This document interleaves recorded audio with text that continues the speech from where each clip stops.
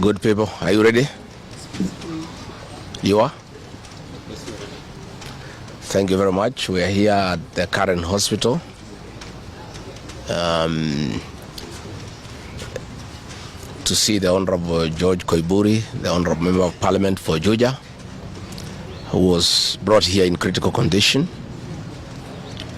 Last Friday, the Honorable George Koimburi had a function in his constituency in a place called Kachororo, and he had a serious engagement with his constituents. In fact, I had the opportunity to address those people through the phone. And after he left the ceremony, he was accosted by officers from the DCI who chased him, and he was able to escape using a motorbike with the help of the local constituents. His vehicle was impounded and his driver was arrested. That vehicle is still in the hands of the DCI. And on Sunday, when he was in church, immediately after the service, 2 undercover agents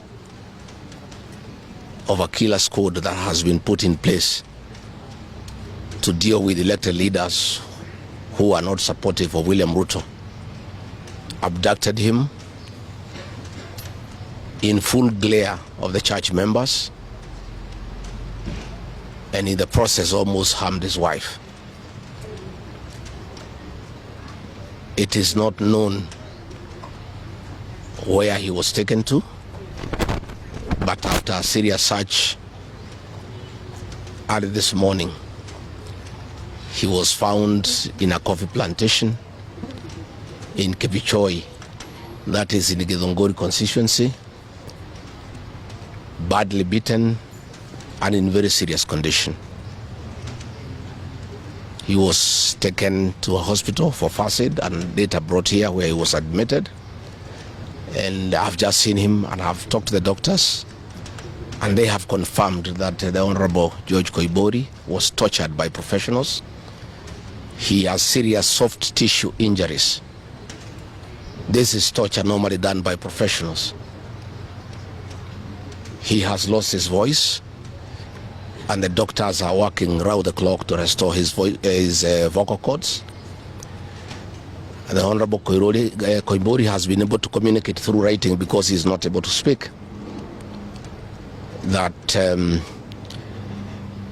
some chemical was administered through inhalation, and the doctors have told us that preliminary investigations confirm that that chemical has interfered with his vocal cords.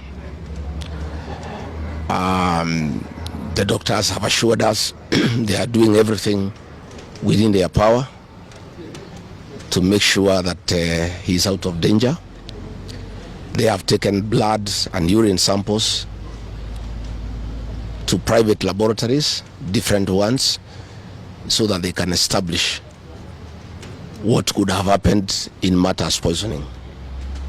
You remember last weekend I said that a special squad had been set aside, and now we have confirmation that President William Ruto, CS for Interior Kipchumba Murkomen, and the Deputy Inspector General, Mr. Eliud Langat, all from the Kalenjin community, have put up a squad to deal with leaders who are opposed to this regime.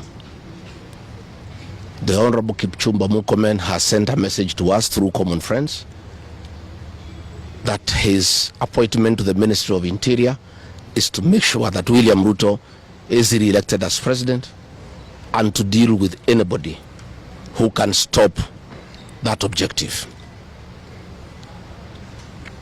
Officers from the National Police Service has confirmed to us that a special squad of 20 police officers from the Nandi sub-ethnic community are the ones behind the abduction of George Koimburi, and they are the ones that were deployed in Kakamega to target the Honorable John Methu and Karungo Athangwa. Specifically, there were about 300 police officers who were deployed in Kakamega, but 20 police officers from the Nandi sub-ethnic community under the direct command of the Deputy Inspector General, Eliud Langat, and reporting to Kipchumba Murkomen and William Ruto, had been assigned to harm the Senator for Nyandarua and the Senator for Kiambu because of their vocal stand against this regime.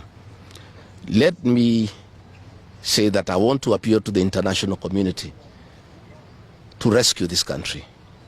William Ruto has become a very vengeful dictator, and his activities are similar to the one by Dr. In Dada and Mobutu Sese Seko. And the level of impunity in this country, if the international community does not come through for the people of Kenya, we are going to have not just killings, but maiming of elected leaders.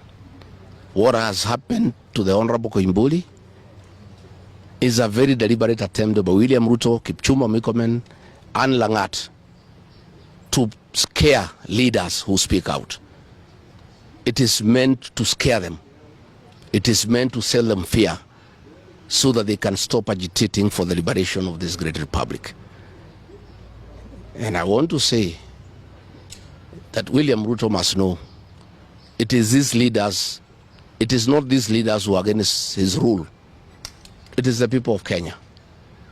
These leaders are simply articulating what the people of Kenya are saying. And even if he targets these leaders to kill them, to maim them, he cannot do the same to each and every Kenyan.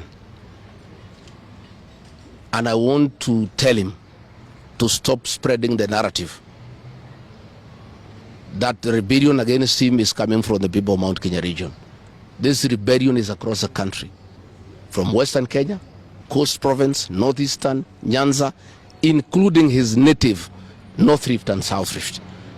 Members of the Kalenjin community are also up in arms because of the misuse of public resources, mismanagement of the economy, and the fact that there is no work going on in this country. So let me appeal to the international community to take a great interest in what is happening in Kenya. And we have seen what is happening in the neighboring countries, in Tanzania, the suppression of civil society, and all those things are stemming from here in Kenya. William Ruto has become intolerant. He cannot take criticism. And the reality of one term is slowly sinking into him, that has sent him into serious desperation, that he has now formed a killer squad of his sub-ethnic community of the Nandi to deal with leaders. Let me ask the people of Kenya to be calm.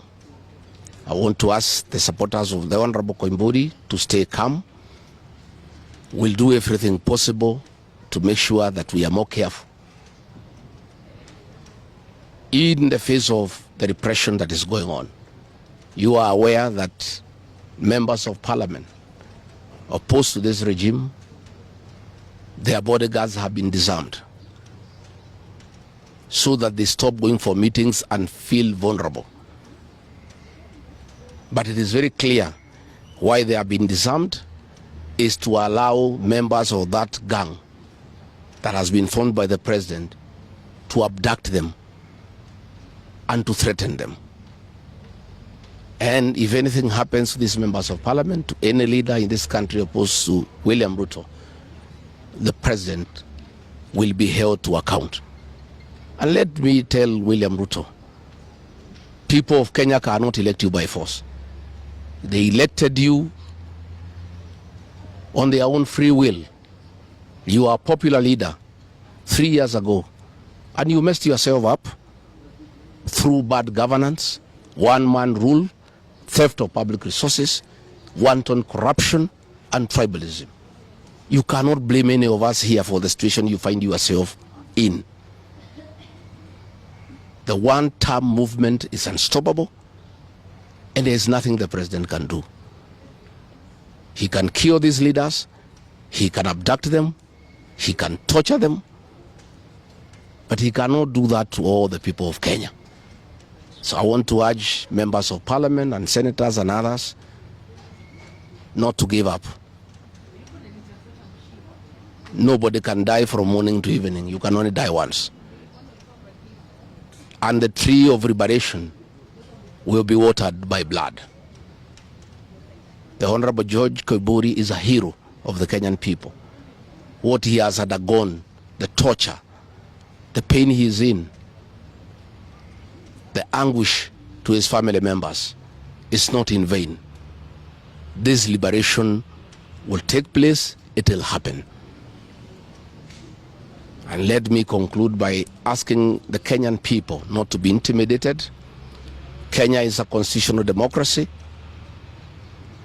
They are entitled to cast their vote the way they want.